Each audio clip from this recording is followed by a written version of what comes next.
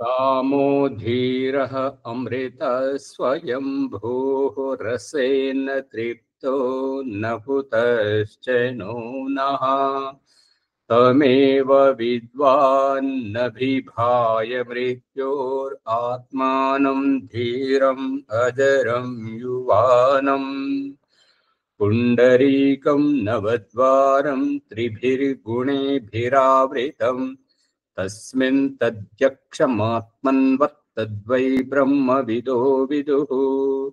ఓం శాంతి శాంతి శాంతి ఓం. ఈ యొక్క ఉపనిషత్తు జ్ఞానగంగా అధ్యాత్మ సత్సంగానికి వచ్చేసినటువంటి వారందరికీ నమస్తే, స్వాగతం, సుస్వాగతం. ఓం నమస్తే ఆచార్యజీ. సర్వేభ్యో నమో నమః ఆచార్యజీ. గురువులకు జన్మదిన శుభాకాంక్షలు, గురువులకు ప్రణాభివందనాలు.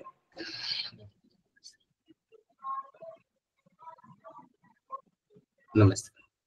ఈరోజు మీ జన్మదినం ఆచార్యజీ, జూలై 10. జన్మదిన శుభాకాంక్షలు ఆచార్యజీ. శుభాకాంక్షలు. నమస్తే గురువులకు అందరికీ. ఇవాళటి విషయంలో, ప్రకృతి విషయంలో చెప్తున్నప్పుడు ఒక విషయము అందరి ముందు నుంచి పోతుంది, ఎవరూ పట్టుకోవట్లేదు. ఏంటంటే పంచమహాభూతాల గుండా వచ్చినటువంటి జీవాత్మ అన్న ఓషధుల ద్వారా అన్న ఓషధులలోకి వచ్చినప్పుడు అన్నము పురుషుడే తినట్లేదు కదా, స్త్రీలు కూడా తింటున్నారు కదా, నపుంసకులు కూడా తింటున్నారు కదా. మరి అప్పుడేంటి? ఈ విషయం అవసరమేనా కాదా? అవసరమే కాకపోతే పట్టుకోలేకపోయామంతే తేడా. ఎక్కడైనా నిండు సభలో నిలబడి నాకు ఒక చిన్న సందేహం, మరి అన్నము అమ్మలు కూడా తింటుంటారు కదా, మరి వాళ్ళు నపుంసకులు కూడా తింటుంటారు కదా, మరి అప్పుడేంటి? ఏం శ్యామలయ్య గారు మాట్లాడరు? అర్థం అయితలేదు, ఏమైతుందో అర్థం అయితలేదు. ఉత్తరకణం పురుషులతో తయారవుతుంది, ఆహారంతో తయారవుతుంది. ఒకరి తర్వాత ఒకరు మాట్లాడండి. పురుషులే తింటున్నారు అన్నట్లా అక్కడ వస్తుంది ఆచార్య. ఇప్పుడు నపుంసకులు ఉన్నారు, స్త్రీలు ఉన్నారు, అందరు తింటున్నారు కదా, అవి ఎక్కడ జరుగుతున్నది అనేది తెలుసుకోలేకపోయినాము. అవసరమే కదా, కావాలి కదా.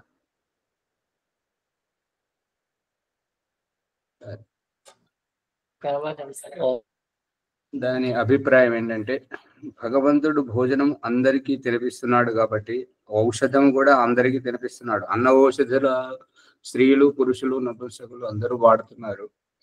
అయితే అక్కడ భగవంతుడు చూపిస్తున్నటువంటిది ఏంటంటే, ఆ భగవంతుని దగ్గర తర్వాత వదాం.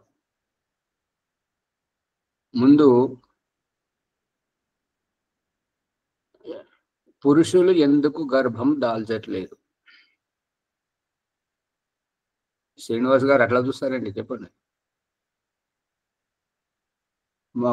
అది సరే, వారు దాల్చారు, వారు జన్మింపజేశారు, మరి మీరు పాలిచ్చి ఎందుకు పోషించలేకపోతున్నారు? మీరు పాలివ్వచ్చు కదా. ఎవరి సామర్థ్యం వారికే పెట్టాడు పరమేశ్వరుడు. ఇంకా మునిగా చెప్పండి. ఓం ఆచార్య, అది స్త్రీ పురుష అనే భేదము ఆత్మకు లేదని మొదలు తెలుసుకోవాలి. రెండవది, స్త్రీగా పురుషునిగాను వారి వారి ప్రారంధానుసారంగా వారికి లభించిందని తెలుసుకోవాలి. ఆ తర్వాత స్త్రీ కర్తవ్యాలు, నిధులు వేరు, పురుషుని కర్తవ్య నిధులు వేరు అని తెలుసుకున్నప్పుడు ఈ సమస్యకు దూరమైంది. ప్రభాకర్ గారు చెప్పండి. పురుషుడు బయట బాధ్యతల్లోనే ఉంటాడు కాబట్టి పిల్లల సంరక్షణ చూసుకోలేడు, కాబట్టి ఆ సామర్థ్యం లేదు, భగవంతుడు ఇయ్యలేడు. ఇది బాలరాజు గారు.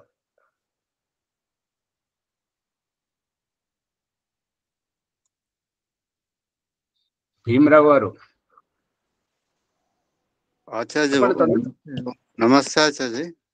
కర్మఫలం అనుభవించడానికి స్త్రీ దేహాన్ని వారి కర్మానుసారంగా ఇచ్చిండు ఆచార్య. భాగ్యలక్ష్మమ్మ గారు. పురుషులు గర్భం ఎందుకు దాల్చట్లేదు, అయినా మరి పుట్టినటువంటి పిల్లలకు పాలు ఇవ్వాలి. ఆచార్య నేను చెప్తా, సృష్టిలో నాకు తెలిసిన విషయము, సృష్టిలో భగవంతుడు ఎవరెవరికి ఏమేమి ఏర్పాటు చేయాలన్నా ఆ ఏర్పాటు చేసిండు. సృష్టి నియమాల ప్రకారము ఎవరికి ఎవరు ఏది ఎంత సామర్థ్యం ఉంటుందో అదే నిర్వహిస్తారని తెలుసుకుంటున్నాను ఆచార్య. ఎందుకంటే ఆతృత పడుతుంది, మిగతా వాళ్ళు ఎట్లా నెమ్మదిగా చెప్తున్నారు, ఆ మీరు కూడా నెమ్మదిగా చెప్పొచ్చు. శ్యామలయ్య గారు ఎందుకు పరిగెత్తినట్టుగా హడావిడి సమయం లేకుంటది కదా, ఎక్కువ మాట్లాడుతుంటే మీరేమంటారు అంటే మళ్ళా ఎక్కువ చెప్తున్నారు అని అంటారేమో అన్నట్లా అట్లా తొందరగా చెప్తారు. గాయత్రి అమ్మ గారు ప్రశ్న ఏంటంటే, మగవాళ్ళు సంతానం గర్భం ఎందుకు దాల్చట్లేదు, పాలిచ్చి ఎందుకు పోషించట్లేదు? శ్రీనివాస్ గారు చెప్పండి. ఊరికే కూర్చుండడానికి కాదు, చెప్పాలి. భగవంతుడు అలా ప్రకృతి నిర్మించినట్టుగా ఆడమ్మగా అనే భేదాలతో నిర్మించాడు. ఎవరి బాధ్యతలు వాళ్ళు నిర్వహిస్తారు అని అనుకుంటున్నాను నేను. దయానందుడు సభలో ప్రసంగిస్తుంటే ఒక అతను లేచి, నీకు ధర్మం అన్ని ధర్మాలు తెలుసా అంటే, అతడు దయానంద సరస్వతి ఏమన్నాడంటే, నాకు తెలుసు, వేద ధర్మం తెలుసు, వేదం గురించి నేను చెప్పగలుగుతాను. ఇంకొక ధర్మం, అది స్త్రీ ధర్మం, మాసిక ధర్మం, బహిష్టు ధర్మం, అది నాకు తెలియదు, దాంట్లో నేను అధ్యయనం అని చెప్పాడు. సువర్చలమ్మ గారు చెప్తున్నారు, ఇంకా స్పష్టత రావట్లేదు. ఎవరి సామర్థ్యం వారే, ఎవరి బాధ్యతలు వారే నిర్వహించాలని భగవంతుడు చూపిస్తున్నటువంటిది. పురుషుని బాధ్యత పురుషుడు, స్త్రీ బాధ్యత యొక్క స్త్రీ. పురుషుని బాధ్యత ఏంటి అని అంటే, విత్తనాన్ని నాటడం వరకే, ఫలదీకరణ చేయించేటువంటిది స్త్రీ యొక్క సామర్థ్యం. అందుకే వ్యవసాయం ద్వారా చూపిస్తున్నాడు కదా, వ్యవసాయదారుడు విత్తనం నాటితే భూమి దానిని పరిపక్వం చేసి అందిస్తున్నది కదా. భూమి చేసే పని వ్యవసాయదారుడు చేయలేడు, వ్యవసాయదారుడు చేసే పని భూమి చేయలేడు. ఎవరి సామర్థ్యం వారిది. అందుకని ఇక్కడ పురుషుడు ఏ రకంగా అయితే అన్నం తింటున్నాడో అదే రకంగా స్త్రీ తింటున్నది, అదే రకంగా నపుంసకులు కూడా తింటున్నారు. అయితే ఎవరి సామర్థ్యం వారిదే. శుక్రం ధాతువు ముగ్గురులో తయారవుతుంటది. స్త్రీలోను రజస్సు వీర్యం ఉంటుంటది, నపుంసకుల్లోనూ వీర్యం ఉంటుంటది. మరి ఉన్నప్పుడు మరి నపుంసకులు ఎందుకు సంతానం కనలేకపోతున్నారు? స్త్రీ గర్భాధానంలో శుక్రకణాన్ని ఎందుకు విడుదల చేయలేకపోతుంది? పురుషుడు ఎందుకు అండమును ఉత్పత్తి చేయలేకపోతున్నాడు? ఎందుకు గర్భం దాల్చలేకపోతున్నాడు అని అంటే, ఎవరు చేసే పని వారే చేయాలి. వ్యవసాయదారుడు చేసే పని వ్యవసాయదారుడే చేయాలి, భూమి చేసే పని భూమియే చేయాలి. సూర్యుడు చేసే పని సూర్యరశ్మి సూర్యుడు చేసే పని సూర్యుడు చేయాలి, వాయువు చేసే పని వాయువు చేయాలి, నీరు చేసే పని నీరు చేయాలి, ఆకాశం చేసే పని ఆకాశ పని. ఎవరి పని డౌట్ వస్తుంది ఆచార్య, ఇక్కడ ఒక డౌట్ వస్తుంది. ఎట్లా అంటే శూద్రులు చేసే పని శూద్రులే చేయాలి, బ్రాహ్మణులు చేసే పని బాపనులు చేయాలి అనేది అట్లా వస్తుంది ఇట్లా అని అనుమానం వస్తుంది.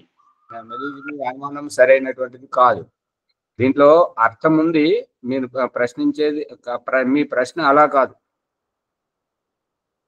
శూద్రులు అనేటువంటి దాన్ని విప్పి చెప్పాల్సి వస్తుంది. ఎవరు శూద్రులు? పేదవాళ్ళు శూద్రులా లేదంటే నిమ్న స్థరంలో ఉండేటువంటి వాళ్ళు శూద్రులా? ఎవరు శూద్రుడు? నేను చెప్తా. శూద్రుడు ఎవరంటే బ్రాహ్మణ, క్షత్రియ, వైశ్య ఈ మూడు వృత్తులకు తనలో సామర్థ్యం లేనటువంటి వాడు. అంటే ఈ మూడు వృత్తుల లోపల ఏ వృత్తిని చేపట్టడానికి సామర్థ్యం లేనటువంటి వాడు సేవ చేసే అతను ఆ ముగ్గురికి సహకరించేవాడు మాత్రమే. శ్రీనివాస్ కులంతో సంబంధం లేదు. శ్రీనివాస్ గారు చెప్పండి. బాలాజీ గారు ఏమి అంత బెల్లాన్ని కొట్టిన రాయిలాగా కొట్టి తనకు తానుగా ఏ నిర్ణయం తీసుకోలేడు. ఎవరిని చెప్తే మాత్రం ఆ పని చేసి పెడతాడు. లక్షణాలు సూటిగా చెప్పాలంటే ఎవరైతే తమ బుద్ధిని వినియోగించి నిర్ణయాలు తీసుకోలేరో వారు శూద్రుడు. వారు ఏ కులంలో అయినా పుట్టని, ఎవరి గడపనైనా పుట్టని, ఎక్కడైనా పుట్టని, ఎంత ధనవంతుడు కానీ ఎంత పేదవాడు కానీ ఎవరైనా సరే. కులంతో సంబంధం లేదు, గుణంతో సంబంధం. అదే ఎవరైతే తమ బుద్ధిని వినియోగించి ఆలోచించి నిర్ణయాలు తీసుకోవడంలో అసమర్థులై ఉంటారో వారు ఇంకొకరు చెప్పింది మాత్రమే చేస్తారు. వారు శూద్రులు. అర్థమవుతుందా? అందుకని ఇక్కడ భగవంతుడు చెప్పేది ఏంటంటే ఆకాశం ఇంకొకరికి అవకాశం ఇస్తుంది. గాలి ఏం చేస్తుంది? ఊపుకుంటూ లేపడుతుంది. సూర్యరశ్మి ఏం చేస్తుంటది? ఆ సూర్యకిరణాలతోటి భూమిలో తడిసి ఉబ్బినటువంటి ఆ విత్తనం పొట్ట పగలగొట్టి అది మొలకెత్తడానికి అవకాశం ఇస్తుంది. భూమి ఏం పని చేస్తుంటది? నీరేం పని చేస్తుంటది? ఒకరు చేసే పని ఒకరు చెయ్యలేరు. ఎవరి సామర్థ్యం వారిదే. స్త్రీ శరీరంలో అన్నము వెళ్ళి రసము, రక్తము, మధ్య, వీర్యం దీనిని విప్పి చూద్దాం. పురుషులు తింటే ఏం చేస్తున్నారు? తినడం అంటే ఏం చేస్తారు? అన్నమును తీసుకొని నోట్లో పెట్టుకుంటారు. మరి స్త్రీలు ఏం చేస్తారు? వారు కూడా నోట్లో పెట్టుకుంటారు. మరి నోట్లో పెట్టుకొని ఏం చేస్తారు? నములుతారు. మరి వీళ్ళు ఏం చేస్తారు? వీళ్ళు కూడా నములుతారు. మరి నమిలినాక ఏం చేస్తారు? మింగుతారు. వాళ్ళు మింగుతారు, వీళ్ళు మింగుతారు. మరి తర్వాత ఏమవుతుంటుంది? అక్కడికి పోయిన తర్వాత విప్పడం జరుగుతుంటది. కనబడేటువంటిది శ్రీనివాస్ గారు, మనం తినే అన్నము, ఈ గోధుమ రొట్టెలు కానీ, ఇంకా జొన్న రొట్టెలు కానీ, అరటి పండ్లు, మామిడి పండ్లు, ఈ కనబడే ఆహార పదార్థం ఏదైతే మనం తీసుకుంటున్నామో అది అన్నం కాదట. అందుకని ఈ దేహం చేత ఒలిపింపజేసి కనబడే రూపాన్ని మలమూత్రంగా విసర్జింపజేస్తున్నాడు. కనబడని అన్నరసాన్ని వంట పట్టింపజేస్తున్నాడు. మరి పురుషులకైతే ఆ కనబడే రూపాన్ని మలమూత్రంగా విసర్జింపజేస్తున్నారు. మరి స్త్రీలు ఏం చేస్తున్నారు? అంతే కదా, దేహాన్ని వీళ్ళు కూడా వీరి శరీరం చేత కూడా విసర్జింపజేస్తున్నారు.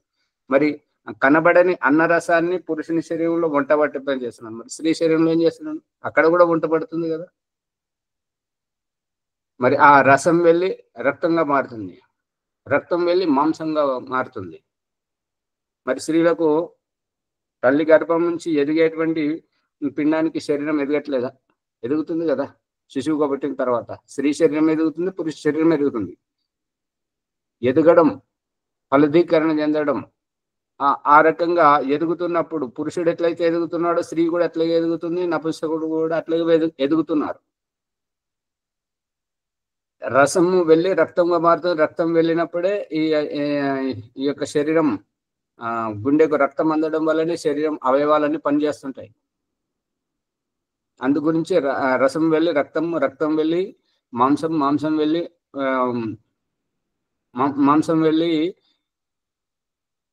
మజ్జగా మారుతుంది. మజ్జగా మారుతుంది. మజ్జ వెళ్ళి అస్థిగా మారుతుంది, మేధగా మారుతుంది. మేధ వెళ్ళి అస్థిగా మారుతుంది. అస్థి వెళ్ళి శుక్రముగా మారుతుంది. స్త్రీలలోనూ మారుతుంది, పురుషులలోనూ మారుతుంది, నపుంసకులలోనూ మారుతుంది. ప్రకృతి నియమం అంతా ఒకటే. కానీ స్త్రీలలో శుక్రం తయారయ్యేదానికి ఒక పరిమితి ఉంది. ఏంటంటే తన శారీరకంగా బలముగా ఉండడానికి, ఆరోగ్యంగా ఉండడానికి మాత్రమే శుక్రం అంతవరకే వినియోగం అవుతుంది. నిల్వ ఉండడానికి విసర్జించడానికి దారి లేదు. నపుంసకుల్లో వీర్యం తయారవుతుంది. శరీరం బలంగా ఉండడానికి, ఆరోగ్యవంతంగా ఉండడానికి వీర్యం తయారవుతుంటది. రజస్సు కూడా తయారవుతుంటది నపుంసకుల్లో. కానీ అవి రజస్సులో అండములు తయారు కావు, సంతానాన్ని ఫలదీకరించడానికి ఉపయోగపడదు. పురుషునిలో రజస్సు కూడా తయారవుతుంటది. ఇంకా ఆశ్చర్యకరమైన విషయం ఏంటంటే స్త్రీలు ఏ రకంగానైతే రజస్వలా అవుతుంటారో, నెల నెల బహిష్టు పోతుంటారో, పురుషులకు కూడా అవుతుంటాయి. స్త్రీలకు దారి ఉంది, కనిపిస్తుంది, కానీ పురుషులకు దారి లేదు, కనపడదు. వేడి శరీరం లోపలే ఉంటుంటది. స్త్రీ యొక్క స్వభావంలో ఏ మార్పులు అయితే వస్తుంటాయో ప్రతి నెల నెల పురుషునిలో కూడా అలాంటి స్వభావాలే ఉంటాయి. ఇది చాలా సూక్ష్మమైనటువంటిది. ఎంతో మంది రీసెర్చ్ చేస్తే బయటపడినటువంటి రహస్యం ఇది. బయట వాళ్ళకు ఎవరికి తెలియదు. స్వభావం, శరీరంలో మార్పులు అన్నీ ఉంటాయి, కానీ ఒక స్రావం మాత్రం బయటకు పోదు పురుషుని శరీరం నుండి. పురుషుని శరీరం నుండి స్రావం బయటకు పోదు కాబట్టి ఆ వేడంతా శరీరంలో ఉంటుంది. కాబట్టి ఈ ముఖం మీద ఆ శరీరం అన్ని రోమాలు రావడానికి కారణం అదే. స్త్రీ శరీరం నుండి వేడి బయటకు పోతుంటది కాబట్టి ఆ రోమాలు అనేటువంటి నామాత్రంగా ఉంటాయి. ఎవరైతే ఈ యొక్క బహిష్టుతోటి ఈ వికారం ఏదైతే బయటకు పోతుందో దాన్ని ఆపుతుంటారో వారికి అవాంఛిత రోమాలు శరీరం అంతా వస్తుంటాయి, వారు వికారంగా కనిపిస్తుంటారు. ముఖం మీద కానివ్వండి, చేతులకు కాళ్ళు కానీ ఎవరైతే ఆపుతుంటారో వారికి ప్రకృతి యొక్క నియమం అది, దానికి దారి ఇవ్వాలి. బలవంతంగా ఆపితే ఏంటంటే అది పైపులోంచి నీళ్ళు వస్తున్నాయి, బయటకు రాకుండా ఆపండి, ఇంకొక దగ్గర పగిలిపోతుంది. ఎక్కడైతే బలహీనంగా ఉంటుందో అక్కడ. అర్థమవుతుందా లేదా? అర్థమవుతుందా? ఈరోజు యజ్ఞం గురించి ఏర్పాటు చేసుకున్నా చర్చి ఉన్నాం కదా. అవును, యజ్ఞం ఉంటుంది. ఏర్పాటు చేసే వాళ్ళు ఏర్పాటు చేసుకోండి యజ్ఞం. అయితే ఈ యొక్క ప్రకృతి యొక్క నియమంలో ఏంటంటే అన్నం నుంచి ఏదైతే శుక్రము తయారవుతుందో ముగ్గురులో తయారవుతుంది. స్త్రీలోను, నపుంసకుల్లోను, పురుషుల్లోనూ తయారవుతుంటది. పురుషుల్లో అతిరిక్తంగా తయారవుతుంటది కాబట్టి పురుష శరీరం రేచక శరీరం. రేచక శరీరం అంటే విసర్జించడానికి సామర్థ్యం కలిగినటువంటి ఆ విసర్జన. ప్రభాకర్ గారు మైక్ బంద్ చేయండి. విసర్జించేటువంటి ఆ యొక్క ప్రక్రియను సద్వినియోగంగా సంతానోత్పత్తి గురించి వంశాన్ని నిలపడానికి దానికి వినియోగింపజేయాలి. ఏ రకంగా అయితే పురుష శరీరం నుండి వచ్చినటువంటి శుక్రకణాన్ని ఫలదీకరణ చేయడానికి, ప్రతిఫలింపజేయడానికి స్త్రీలో సామర్థ్యం ఉంది. ఒకరి సామర్థ్యం ఒకరికి లేదు. ఇప్పుడు పృథ్వీ చేసే పని పృథ్వీయే చేయాలి, సూర్యుడు చేసే పని సూర్యుడే చేయాలి, గాలి చేసే పని గాలే చేయాలి, నీరు చేసే పని నీరే చేయాలి, ఆకాశం చేసే పని ఆకాశం. ఒకరి పని ఇంకొకరు చెయ్యలేరు. కనిపిస్తుందా లేదా? ఇక చెట్లు ఈ యొక్క రజస్వల అయ్యి ఆ యొక్క సంతానాన్ని కానడానికి ఇంకొక జాతి రావాల్సి వస్తున్నది. ఈ యొక్క ఏమంటారంటే అది ఈ తేనెటీగలు, ఇవి తుమ్మెదలు వస్తుంటాయి కదా, అక్కడికి వెళ్ళి తీసుకొచ్చి ఇక్కడ వదులుతాయి, ఇక్కడికి వెళ్ళి తీసుకెళ్ళి అక్కడ వదులుతుంటాయి. మగ చెట్ల నుంచి ఆడ చెట్లకు ఆ పువ్వులలో కూర్చుండి అట్లా రావడం వల్ల ఇవి కాత కాస్తున్నాయి, పండ్లు పండుతున్నాయి.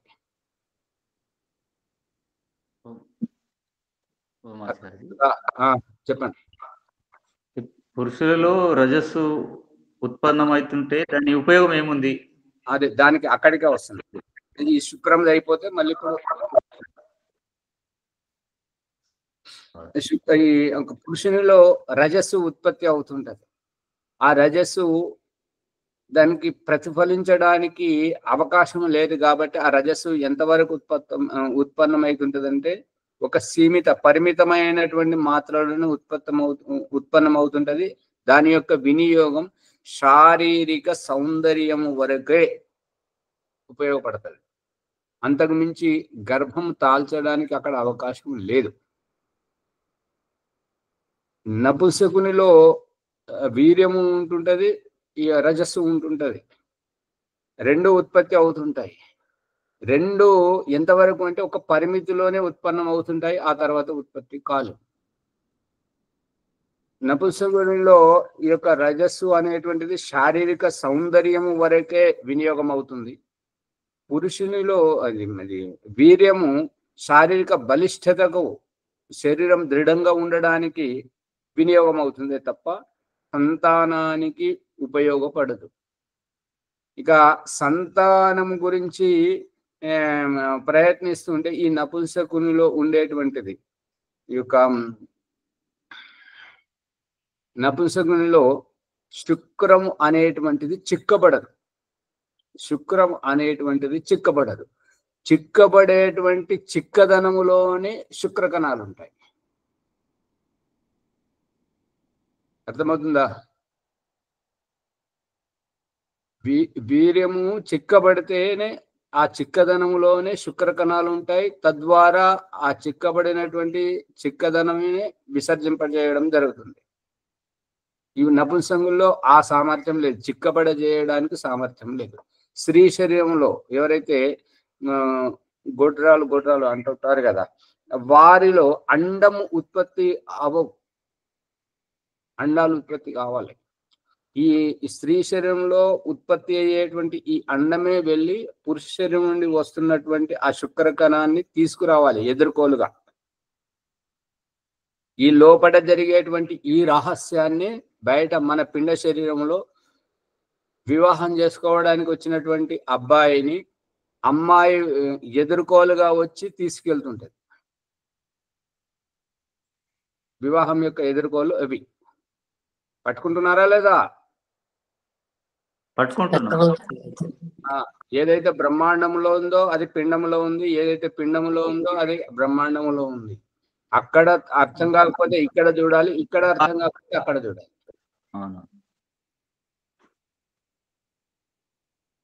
అందుకని ఇదంతా స్పష్టంగా ఉంటది. ఈ విషయాన్ని కూడా పట్టుకోవాలి, చెప్పడం రావాలి. ఇంత మంచిగా ఆత్మ గురించి, పరమాత్మ గురించి, ప్రకృతి గురించి చెప్తున్నప్పుడు ఈ రహస్యం కూడా తెలియకపోతే ఎవరైనా నిండు సభలో నిలబడి సందేహం వ్యక్తం చేస్తే అక్కడ మరి మొహం చూడడం, తెల్ల మొహం వేసుకొని ఉండేటట్టుగా చేస్తే అది బాగుండదు కదా. ఈ రహస్యం కూడా మరి ముందుకు పోతున్నారు కాబట్టి అవసరమే అని చెప్పేసి నాకు అనిపించింది. మరి మీకెట్లా అనిపిస్తుంది? అవసరమే మీరు చెప్పారు, మేము కూడా తెలుసుకున్నాం. కాబట్టి ఈ సమయంలో గుర్తు అనేది రాలేదు. ఇప్పుడు గుర్తు చేశారు కాబట్టి ఈసారి ప్రతి వాళ్ళకి అర్థం అవుతుంది, నేను తెలుసుకుంటాను. అది పట్టుకోవాలి. అందుకని భగవంతుడి యొక్క సృష్టి లోపల ఎవరి బాధ్యత వారే. ఇక దీంట్లో ఇంకా దాపరికం ఏమీ లేదు, అంత స్పష్టంగా ఉన్నది. ఇంకేమైనా సందేహం ఉంటే అడగండి, ఏదైనా అర్థం కాకపోతే. ఏమీ లేదా? సరే, మరి ఇవాళ విషయం గురు పూర్ణిమ కాబట్టి దాని గురించి చాలా మందికి తెలియని విషయాలు ఉంటాయి. మరి అది చెప్పుకుందామని అంటే మరి యజ్ఞం చేయాలి. వస్తే దీంట్లోనే వస్తుంటది, దీన్ని వేరే దాన్ని వేరే చేస్తేనే అర్థమవుతుంటది. అంటే ఈ ఎపిసోడ్ వేరు, ఆ ఎపిసోడ్ వేరు. గురు పూర్ణిమ అన్నప్పుడు దాంట్లో ఆ విషయం ఉంటే బాగుంటుంది. గురు పూర్ణిమ గురించి చెప్పాలి ఆచార్య రోజు. మరి చెప్పాలి అని అంటే యజ్ఞం తర్వాత, యజ్ఞమైనాక చెప్పుకుంటే బాగుంటది కదా. ఓ మాచారి, యజ్ఞమైన తర్వాత సమయం ఉండదు మనకు. దాని గురించి విస్తృతి ఇప్పుడే ఒక 20-25 నిమిషాలు చెప్పండి. సంధ్య ప్రారంభించిన ఎపిసోడ్ గురు పూర్ణిమ ప్రత్యేకతను తెలియజేయండి. ఈ పౌర్ణమికి గురు పూర్ణిమ ఎందుకు చెప్పబడింది, అది ఆ విషయం, లోతైన విషయం చెప్పండి. అంటే ఇప్పుడు శ్రీనివాస్ గారిని యజ్ఞం చేయొద్దు అంటున్నారా? ఏం శ్రీనివాస్ గారు చేయరా? యజ్ఞం చేస్తాం ఆచార్య, చేస్తాం, ఇక్కడనే చేస్తాం ఇంట్లో. అదే తప్ప గొప్ప మొదలు పెట్టండి, చెయ్యాలి. చేస్తేనే మనకు ఇంకా భగవంతుడు మంచిగా దారి చూపిస్తాడు కదా. సరే, ఇప్పుడు గురు పూర్ణిమ గురించి తెలుసుకుందాం. ఇప్పుడు ఏంటంటే ఈ విషయం చెప్తే ఏంటంటే గురు పూర్ణిమ అని పేరు పెట్టి ఈ విషయం చెప్తున్నారని చెప్పేసి ఈ విషయం రాగానే మళ్ళీ దాన్ని కట్ చేస్తారు, వెళ్ళిపోతారు అన్నట్టు ముందుకు. యజ్ఞం చేసి తర్వాత చెప్తున్నా ఆచార్యజీ. ఇప్పుడు రెడీనేగా మణి గారు మీరు కూడా చేసి, ఇప్పుడు అందరు రెడీ చేసే వాళ్ళంతా రెడీగా ఉన్నారు కదా, ముందు చేసుకొని, కాకపోతే ఆ యజ్ఞం చేసే టైంలో మనకి ఇది తర్వాత సరే, ఇది కొద్దిగా విషయం చెప్తున్నాను. శ్వేతాశ్వతర శ్యామలయ్య గారు బృహదరణ్యకం అయిపోయింది, అదే మనసులో పెట్టుకున్నారు. ఇప్పుడు శ్వేతాశ్వతర ఉపనిషత్తు కూడా పూర్తిగా వస్తుంది. మనం నడుస్తున్నటువంటిది శ్వేతాశ్వతర ఉపనిషత్తు 6వ అధ్యాయం. నిన్నటి వరకు 5వ అధ్యాయం పూర్తి అయిపోయింది, ఇప్పుడు 6వ అధ్యాయం.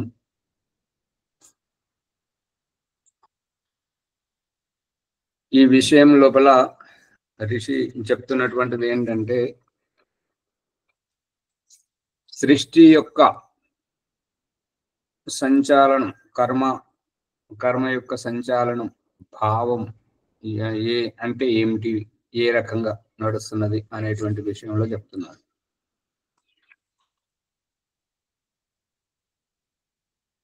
ఈ యొక్క బ్రహ్మవాది, ఇప్పుడు మీరంతా ఎవరైతే నిజాయితీగా చెప్తున్నారో, ఆచార్య విచారించి చెప్తున్నారో, ఒక భాగ్యలక్ష్మమ్మ గారు తప్ప మిగతా వారందరూ చెప్తున్నారు.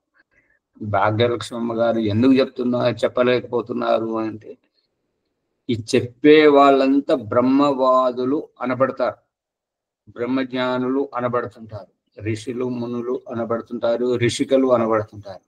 మరి భాగ్యలక్ష్మమ్మ గారు బయట ఎందుకుంటున్నారు? వారు లోపలికి ఎందుకు రావట్లేదు? గర్భగుడి చుట్టూ తిరుగుతున్నారు కానీ గర్భగుడి లోపలికి రావట్లేదు ఎందుకు? అర్థమవుతుందా భాగ్యలక్ష్మమ్మ గారు? తప్పులు పోవాలి. తప్పులను ఊడ్చి పడేస్తేనే కదా. రోజు భగవంతుడు ఏం చేపిస్తున్నాడు? ఇల్లంతా ఊడ్చి చెత్తను బయట పడేస్తున్నాడు కదా. వింటున్నారా లేదా? పని తర్వాత చేసుకోండి. తప్పులు పోతే భగవంతుడు చూపిస్తున్న దృష్టాంతం ఏంటంటే, పిల్లల చేత నత్తిగా మాట్లాడము, చొల్లుగార్చడం, అవన్నీ తల్లి ఒడిలో చేపిస్తున్నాడు. తల్లి సవరిస్తుంటది. ఈ యొక్క ఆధ్యాత్మిక కక్షలో, తరగతిలో గురువు అటువంటి వాడు. తప్పులు పోతాయని భయపడొద్దు. పోనీ, తప్పులు పోతే పోనీ. నా ఉద్దేశం ఏంటంటే, తప్పులు పోతే మీకు ఏదైతే పాపం వస్తుందంటారో ఆ పాపాన్ని నాకు వదిలేయండి, మీకు పుణ్యం కట్టుకుంటారు. అది కూడా ఇష్టం లేదా? బాలరాజు గారు మాట్లాడారండి. అంత కెమెరాలు బంద్ చేసుకొని కూర్చున్నారు. దేవుడే గురు పూర్ణిమ రోజు కూడా కూర్చున్నారు గుడ్డిగా మొహాలు దాచుకుంటున్నారు. గురుముఖంతో విద్య నేర్చుకోవడం అంటే గురువులో ఉన్నటువంటి తేజస్సును మనలో నింపుకోవాలి. గురుముఖంగా చదివేటువంటి విద్యలో ఈ రహస్యం ఉంటది, వినడం కాదు.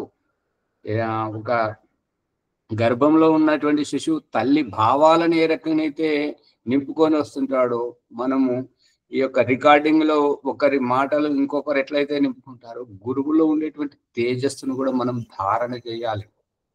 అది గురుముఖంతో చదివేటువంటి, గురుముఖంగా సత్సంగంలో కూర్చుండడం, దాని యొక్క ఉద్దేశం అది. ఆ తేజస్సు మనకు కూడా రావాలి. ఇష్టం లేదా? ఏది మాట్లాడారు? గాయత్రి రజనీ అమ్మ గారు బ్రహ్మ తేజస్సు అక్కర్లేదా? ఎప్పుడు ఈ జన్మలతో కొల్లగొట్టుకపోయినటువంటిది, తెలుసుకోలేకపోయినటువంటిది ఇప్పుడిప్పుడు మనకు భగవంతుడు అవకాశం ఇచ్చాడు. ఆ తేజస్సు మనకు అవసరమా వద్దా? గురువు వాళ్ళే కావద్దా? మనకు ఆ గురుత్వం వద్దా? మనకు ఆ జ్ఞానం వద్దా? ఏం శ్రీనివాస్ గారు మిట్ట చూస్తుంటారు, చెప్పండి. అవసరం లేదా? అవసరం నేర్చుకోవాలి. అందుకని ప్రతి ఒక్కరూ ఏ పుట్టలో ఏ పాముందో ఎవరికి తెలుసు? భగవంతుడు అందరికీ అవకాశం ఇస్తున్నాడు.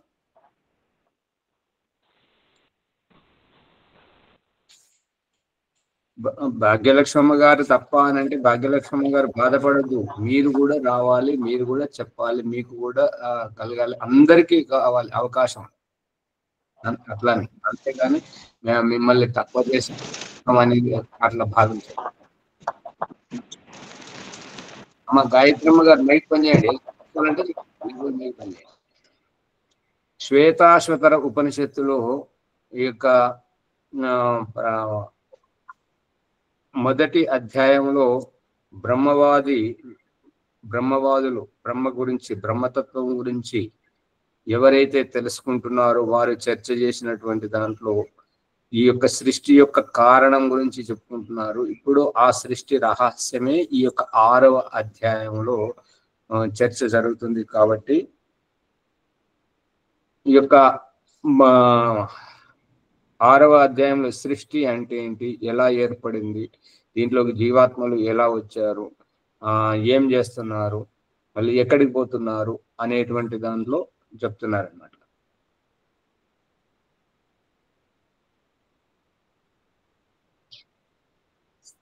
సృష్టి యొక్క కారణం అంటే ఏంటిది, ఈ యొక్క అభిప్రాయం పూర్వకంగానే ఋషి లేచి నిలబడి అడుగుతుంటాడు, తన సందేహాన్ని వ్యక్తపరుస్తున్నాడు. ఏమనంటే సృష్టి యొక్క స్వభావం, మహిమ, బ్రహ్మచక్రం ఏ రకంగా నడుస్తుంది, ఈ కాలచక్రం ఏ రకంగా నడుస్తుంది, దాని గురించి చెప్పుకొస్తున్నాడు.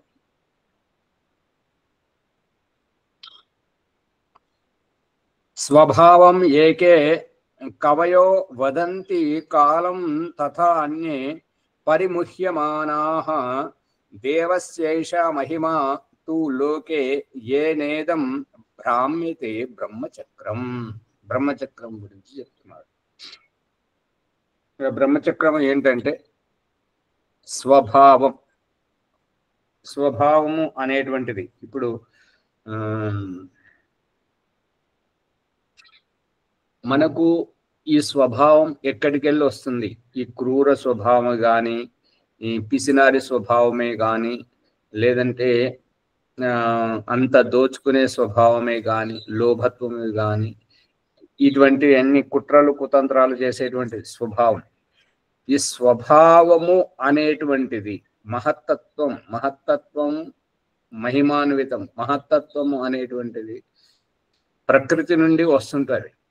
ప్రకృతి నుండి వస్తున్నప్పుడు దాని ప్రభావంతో ప్రభావితం అవ్వడం కాకపోవడం మన విజ్ఞత వల్ల, మన వివేకం మీద ఆధారపడి ఉంటుంటది. కాబట్టి ఈ యొక్క ఏ రకంగా అన్నము తింటే మనస్సు ఆ రకంగా మారుతుంటది అని భగవంతుడు చూపిస్తున్న దృష్టాంతం ఏంటంటే, మాడిన వస్తువును తింటే ఒక రకమైన రుచి, కారం ఎక్కువగా తింటే మరొక రకమైన రుచి, మసాలా దినుసులు ఎక్కువగా తింటే మరొక రకమైనటువంటిది. ఇక ఇది పచ్చళ్ళ లాంటి మాగినవి తింటే ఇంకొకటి. ఇప్పుడు నిల్వ ఉండే ప్రతి దాంట్లో అది ఖరాబు కాకుండా ఎలా నిల్వ ఉంటున్నది అనేటువంటిది దాంట్లో ఈ పచ్చళ్ళు కానివ్వండి, ఇంకా తినేటువంటి పదార్థాలలో యాసిడ్ కలుస్తుంటాయి. ఆ యాసిడ్ నిల్వ ఉంచుతుంటది. ఆ యాసిడ్ లోపలికి వెళితే అవయవాలకు నష్టం చేస్తుంటది. అందు గురించి ఈ యొక్క పంచగవ్య చికిత్స చేసేటువంటి వాళ్ళు, మళ్ళీ ఇంకొంతమంది స్వాంబు అంటే స్వమూత్రం, ఇవి తాగమని చెప్తుంటారు. మళ్ళీ పంచగవ్యంలో ఆవు మూత్రం తాగమని చెప్తుంటారు, పేడరసం తాగమని చెప్తుంటారు. ఈ ఆధ్యాత్మికంలో ఉన్నతి సాధించాలంటే మలమూత్రాలకు దూరంగా ఉండాలి. ఎవరైతే మలమూత్రాలు సేవిస్తుంటారో వాళ్ళు ఆధ్యాత్మికంలో వికసితం కాజాలరు. భగవంతుడు మనకు సేవింపజేస్తున్నటువంటిది ఏంటంటే సూక్ష్మమైనటువంటి ఆహారం. మనం ఈ స్థూలాన్ని వదిలిపెట్టాలి. మన శరీరంలో పోషక విలువలను వడగట్టిన తర్వాత పనికిరాని దానిని భగవంతుడు విసర్జింపజేస్తున్నాడు. పశువులో కూడా ఆ గడ్డి, ఆకులు అలములు తిన్న తర్వాత దాన్ని సారమేమి లేదని చెప్పేసి వడగట్టిన తర్వాతనే కనబడే రూపాన్ని విసర్జింపజేస్తున్నాడు. ఆ విసర్జింపజేసినటువంటిది మనం సేవించడం, మనం అంటే ఆధ్యాత్మిక క్షేత్రంలో ఈ బ్రహ్మ తత్వాన్ని చర్చించేటువంటి బ్రహ్మవాదులుగా, ఋషులుగా, మునులుగా ఎవరైతే ఉంటారో వీరు మలమూత్రాలు సేవించకూడదు. ఈ సేవించేటువంటి వారు ఋషులు, ఋషికలు, బ్రహ్మవాదులు కాజాలరు. మనుషులుగా ఉండొచ్చు. మృత్యు దశకు వెళ్ళేటువంటి వారు ఈ మలమూత్రములు సేవించవచ్చు. మృత్యు వద్దనుకునే వారు ఇవి సేవించకూడదు. అర్థమవుతుందా? మలమూత్రాన్ని ఎందుకు సేవించకూడదు అని అంటే, మలమూత్రం ఎందుకు సేవించకూడదు అని అంటే, మలమూత్రములో వికారం ఎక్కువగా ఉంటుంటది. వికారం పృథివీ తత్వము కాబట్టి గురుత్వాకర్షణతోటి కిందికి వస్తుంటది. పాలు, నెయ్యి, ఈ పండ్లలో ఉండేటువంటి ఓజస్సు, అన్నములో ఉండేటువంటి తేజస్సు, బలం, అవన్నీ సూర్యుని యొక్క ప్రతిరూపాలు కాబట్టి అవి పైకి లేపుతుంటాయి.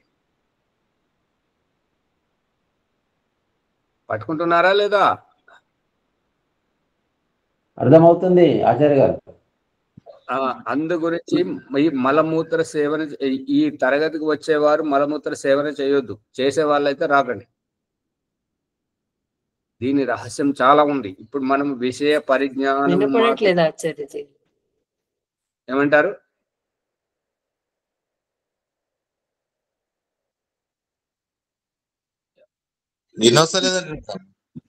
వినపడతలేదా? ఏంటి ఇప్పుడే సౌండ్ తగ్గినట్టు అనిపిస్తుందండి. మరి ఎవరు ఏమంటలేదు. నేనైతే చేతులు కూడా దూరమే పెట్టాను, దానికి ఏమంటలేను. మరి మీ దగ్గర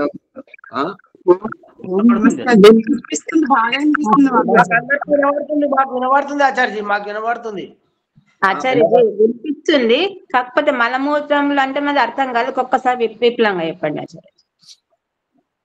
మలం ఆధ్యాత్మికంలో ఉన్నతి సాధించాలి అంటే, మోక్షానికి వెళ్ళాలనుకునే వారు, బ్రహ్మ సాక్షాత్కారం, ఆత్మ సాక్షాత్కారం చేసుకునేవారు మలమూత్ర సేవన చెయ్యరాదు. శరీరంతో ఉండాలి. ఈ మలమూత్ర సేవన ఎవరు చేయాలి అని అంటే తామసికులు చేయాల్సిందే. ఎవరిలోనైతే ఈ మలినాలు పేరుకుపోతుంటాయో ఆ మలినాలను ఒలిసేటువంటిది ముళ్ళుతోటే తీయాలి అని అంటుంటారు కదా. ఎవరి శరీరంలో అయితే వాసన వస్తుంటుందో, ఎవరి శరీరం నుండి అయితే వాసన వస్తుంటుంటుందో, ఎవరి శరీరం ఎప్పుడు ఇట్లా మలినాలు మురికిగా ఉంటుంటాయో, బట్టలు ఎక్కువగా మైలపడుతుంటాయో, ఎవరికైతే పొట్ట శుద్ధిగా ఉండదో వాళ్ళు ఈ యొక్క గోమూత్రాన్ని సేవించవచ్చు. ఇక స్వమూత్రం అనేటువంటిది అది వారి వివేకం మీద వదిలిపెట్టాలి. ఇవి సరైనటువంటివి కావు. ఆధ్యాత్మికంలో వచ్చేటువంటి వారికి భగవంతుడు చెప్తున్నటువంటిది ఏంటంటే తేజస్వి పదార్థాన్ని సేవింపజేయాలి.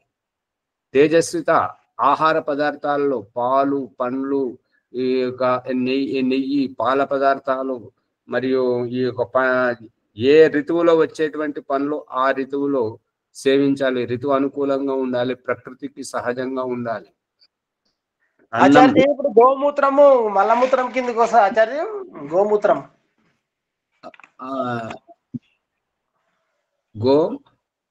గోమూత్రము మలము దాని కింద అవుతుంది. గోమూత్రం కూడా వాడొద్దా? ఇప్పుడు టైం దక్కినప్పుడు గోమూత్రం వాడతారు కదా ఆచార్య, గోమూత్రం కూడా తీసుకోవద్దా? తీసుకోవద్దు అంటే ఆధ్యాత్మికంలో ఉన్నతి చేసేవారు తీసుకోవద్దు. ఎవరైతే ఈ ఆత్మ సాక్షాత్కారం, పరమాత్మ సాక్షాత్కారం, జీవన్ముక్తి గురించి ప్రయత్నించేవారు ఈ మూత్ర సేవలు చేయకూడదు. ఓం ఆచార్యజీ, ఈ గోమూత్రాన్ని ఇంట్లో జీలకరిస్తుంటారు, మరి అది ఎంతవరకు? ఇంట్లో చిలకరించేటువంటిది ఎక్కడ అంటే ఎక్కడైతే అగ్నిహోత్రం జరగదో, ఎక్కడైతే మలినాలు పేరుకుపోతుంటాయో, శుభ్రత ఉండదో, దోమలు, ఈగలు ఎక్కువ అవుతుంటాయో, వాటి నివారణ గురించి ఇవి చల్లడం జరుగుతుంది.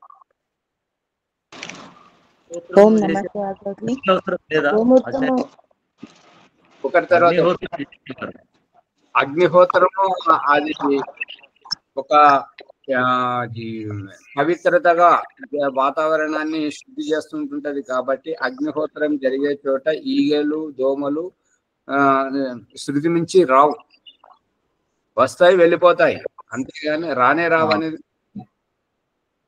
ఈ ఇబ్బంది పెట్టేటువంటివి ఈ బ్యాక్టీరియా ఈ యొక్క దోమలు అనేటువంటివి ఎక్కడ ఉంటాయంటే మురికి ఎక్కడ ఉంటాయో అక్కడ మురికి ఉండే చోటే ఉంటాయి. అందుకే ఈ వర్ష ఋతువులోనే ఎక్కడ పడితే అక్కడ నీళ్లు నిలుస్తుంటాయి, ఎండిన ఆకులు మురిగిపోతుంటాయి కాబట్టి ఆ మురుగులో ఈ దోమలు ఉంటాయి. ప్రభాకర్ గారు మైక్ పని ఈ మురికిలోనే ఉంటుంటాయి దోమలు, ఈ యొక్క మలేరియా డిప్టీరియా ఇవి వచ్చేటువంటివన్నీ. కాబట్టి ఈ యొక్క దోమలు ఇబ్బంది పెట్టే దోమలు అగ్నిహోత్రం దగ్గరికి రావు. ఏ రకంగానైతే తులసి దళము తన నుంచి వచ్చేటువంటి ఆ యొక్క సువాసనను వెదజల్లుతూ ఉందో అదే రకంగా అగ్నిహోత్రం అనేటువంటిది తన యొక్క సువాసనలను వెదజల్లడం వల్ల ఇక్కడికి రావు. ఋగ్వేదంలో చెప్పబడినటువంటిది ఏంటంటే వైదికులు ఇండ్లు కట్టుకుంటే ఇండ్ల చుట్టూ ఈ యొక్క క్షుద్ర జంతువులు కానీ ఈ ఈగలు దోమలు లోపలికి రాకుండా ఉండాలంటే వాటికి ఆహారం బయటనే వేయాలి. అందు గురించి ఈ యొక్క పూల చెట్లు, ఇంటి చుట్టూ పూల చెట్లు పెట్టాలి. ఆ పువ్వుల చెట్ల దగ్గర ఉంటాయి. చూపిస్తున్నటువంటిది ఏంటంటే ఈ యొక్క నదిని చూడండి, నదిని చూడండి, సముద్రాన్ని చూడండి, ఈ ఏటి కాలువలను చూడండి. ఈ పక్క ఆ పక్క గడ్డి పెడుతున్నాడు భగవంతుడు. ఈ పక్క ఆ పక్క గడ్డి ఎందుకు పెడుతున్నాడు అంటే ఈ ఈగలు దోమలు ఆ గడ్డిలో, గడ్డి పువ్వులలో కానీ గడ్డి మొదల్లో కానీ వాటికి ఆహారం ఉంటుంటది, అవి అక్కడే ఉండిపోతుంటాయి. గమనిస్తున్నారా లేదా?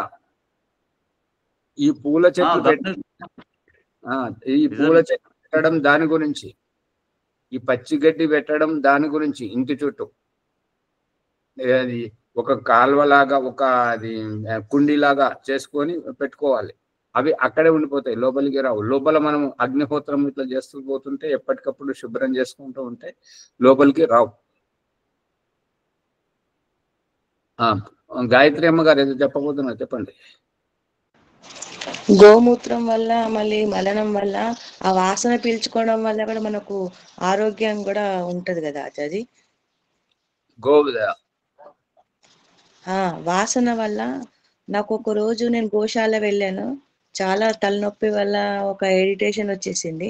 అక్కడ వెళ్ళేసరికి ఆ వాసన పీల్చడం వల్ల తలనొప్పి కూడా తగ్గిపోయింది, కొంచెం హుషారుగా అనిపించింది ఆచార్య.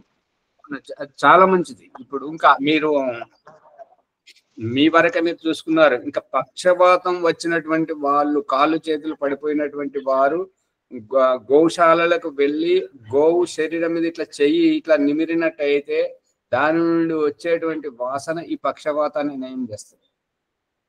విదేశాలలో డబ్బులు పెట్టి వేలకు వేల డబ్బులు పెట్టి ఆవు దూడలను దగ్గరికి తీసుకొని ఆవుల మీద ఇట్లా చెయ్యి పెట్టడానికి అది జరుగుతున్నాయి.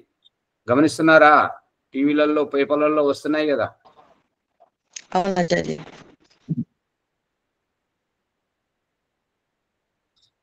ఇప్పుడు ఊర్లలో ఆవు పేడ చల్లడం వల్ల ఈగలు దోమలు రాకుండా ఉంటాయి.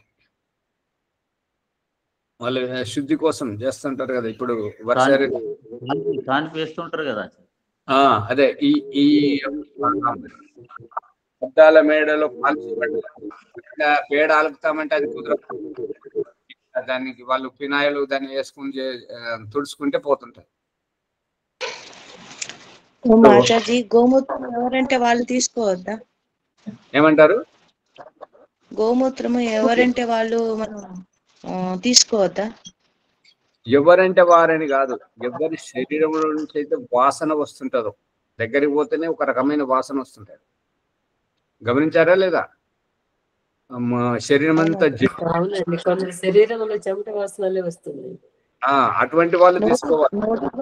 వాసన చాలా వస్తుంటది ఆచార్య. రోజు స్నానం చేసే వారికి ఈ యొక్క వాసన అనేటువంటిది రాదు శరీరం నుంచి.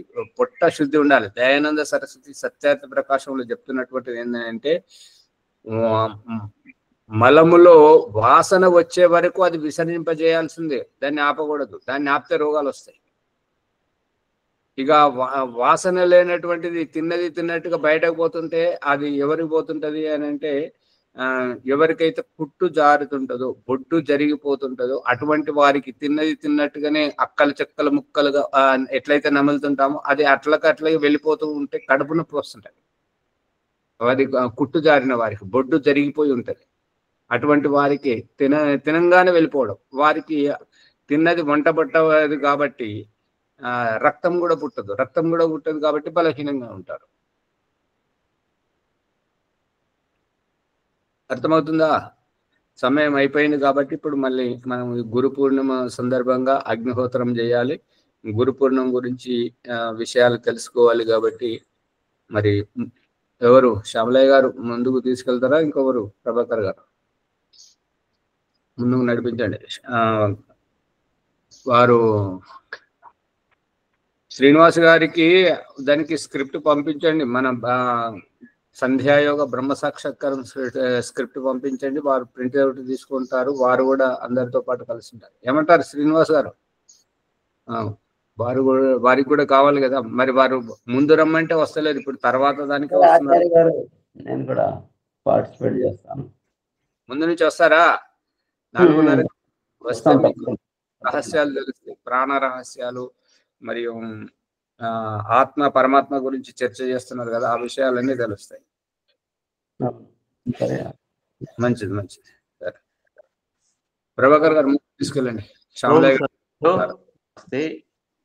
ఈ ఎపిసోడ్ ద్వారా అనేక విషయాల్ని తెలుసుకున్నాం. ముఖ్యంగా ఈ శ్వేతాశ్వర ఉపనిషత్ 6వ అధ్యాయంలో ఆహారం ద్వారా శరీర నిర్మాణం, మనస్సు ఆహారం ద్వారానే మనం ఎలాంటి ఆహారం తీసుకుంటే అలాంటి మనస్సు ఏర్పడుతుందనే విషయాల్ని తెలుసుకున్నాము.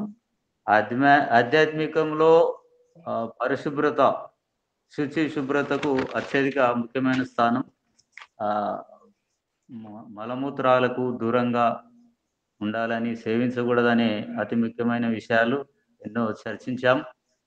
ఇవన్నీ విషయాల్ని అందరికీ తెలియజేయడానికై మనము ఈ ఎపిసోడ్ని లైక్ చేసి షేర్ చేయండి, సబ్స్క్రైబ్ చేయండి, గంట సింబల్ నొక్కి అందరికీ వంచి అందరినీ లాభాన్వితులం అవడానికి దీన్ని గంట సింబల్ నొక్కి అందరినీ పంచండి.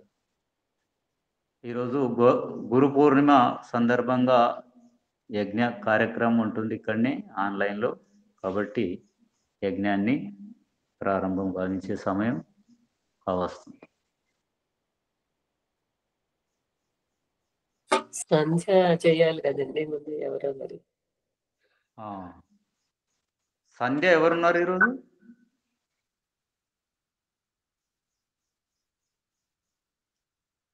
ఈరోజు గురువారము. సంధ్య గురువారము రాజమణమ్మ గారు ఉన్నారు. వారు లేనట్టున్నారు మరి ఆన్లైన్ లో. రజనమ్మ గారు చేయిస్తారా? రజనమ్మ గారు ఉన్నారా? ఆమె ఉన్నారండి. రాజమణమ్మ గారు కూడా. రాజమణమ్మ గారు ఉంది ఈరోజు, చేయించలేదు అమ్మ, మొన్న తర్వాత మొదలు చేసింది. రాజమణమ్మ గారు చేయిస్తారా? రజనమ్మ గారు చేయించండి. నమస్తే.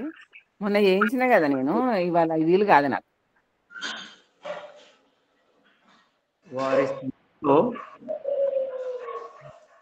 బాలరాజ్ గారు రేపు ఉంది మరి. ఈరోజు గాయత్రి గారు చేపిస్తారు. గాయత్రమ్మ అయితే మొదలు ఆ రోజు ఉండే మంగళవారంలో చేయించలేదు. గాయత్రమ్మ గారు చేయించండి అమ్మ. నాకు ఇక్కడ డిస్టర్బెన్స్ ఉంది, అందుకని చేయించడం లేదు.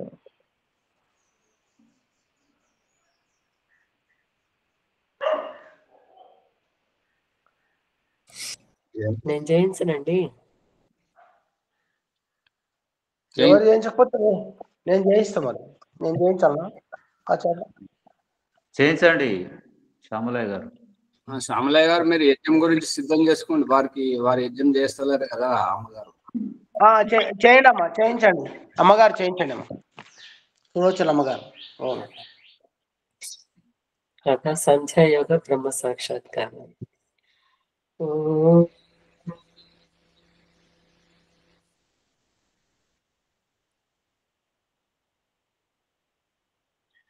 ఓం అమృతాపస్తరణమసే స్వాహా. ఓం అమృతాభిధానమసే స్వాహా. ఓం సత్యం యస్య శ్రీమయి శ్రీకి శ్రేతాం స్వాహా. ఆచమనమండి.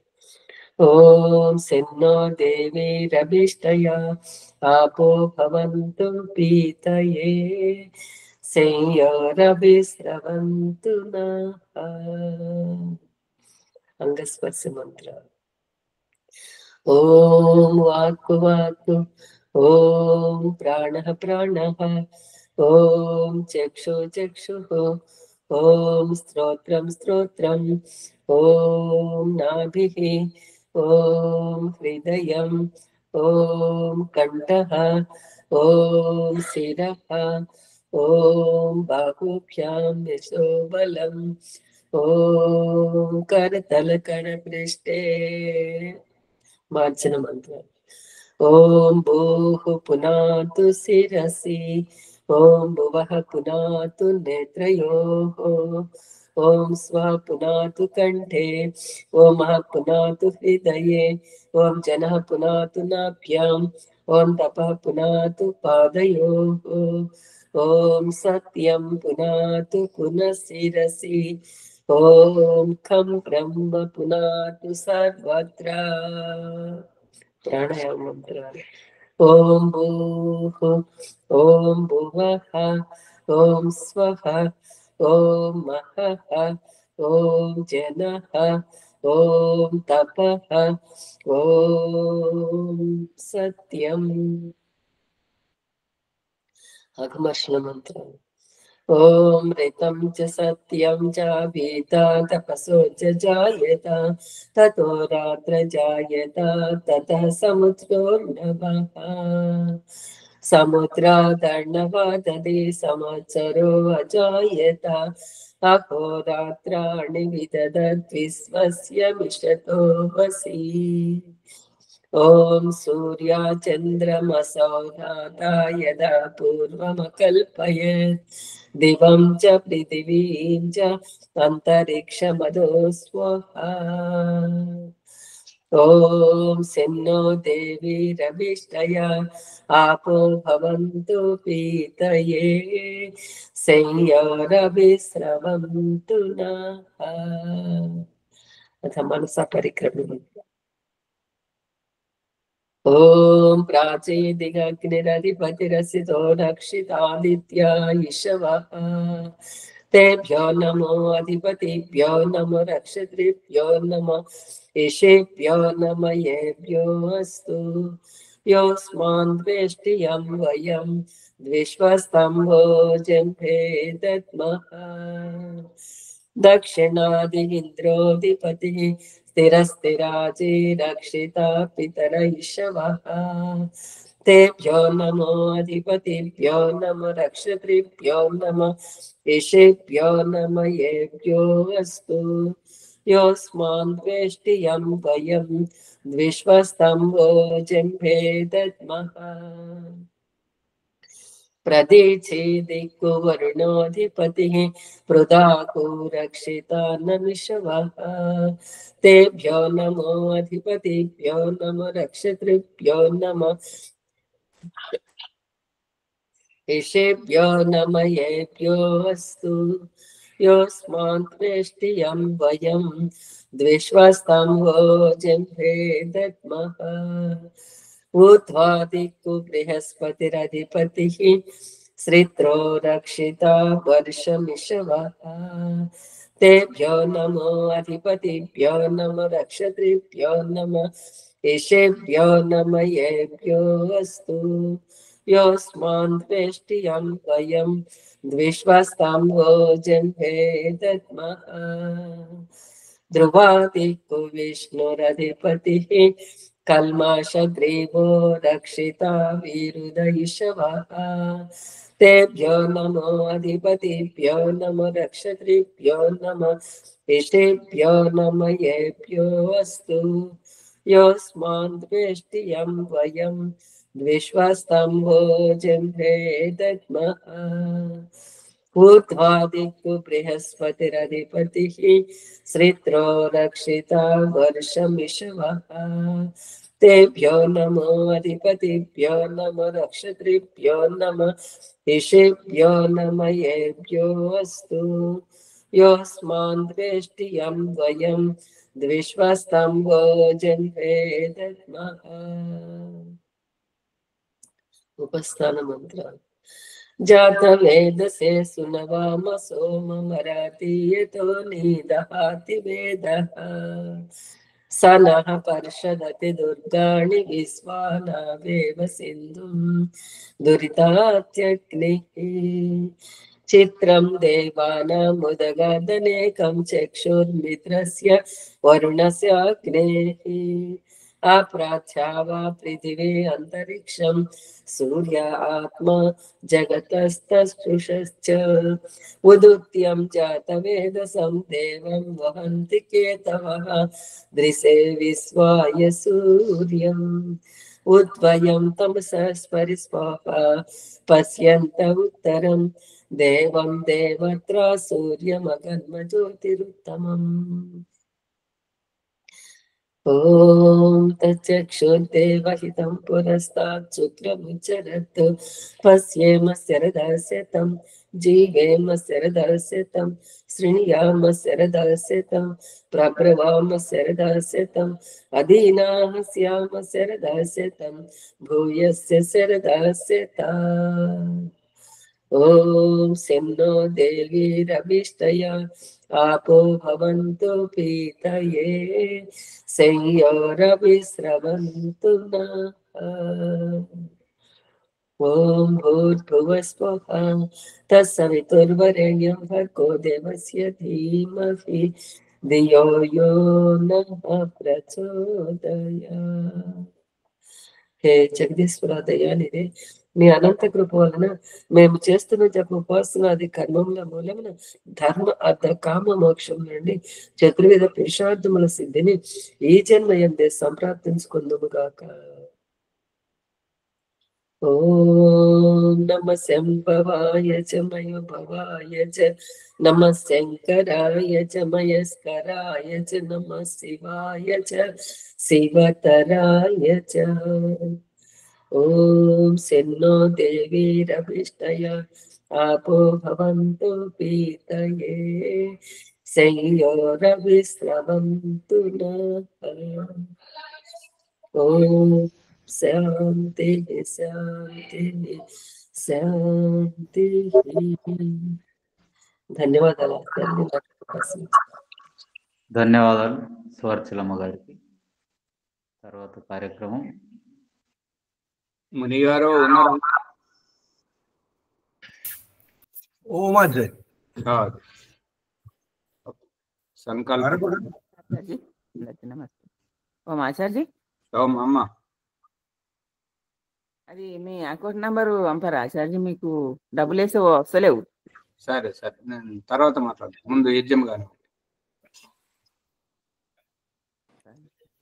నమస్తే ఆచార్య. గురు పూర్ణిమ శుభాకాంక్షలు.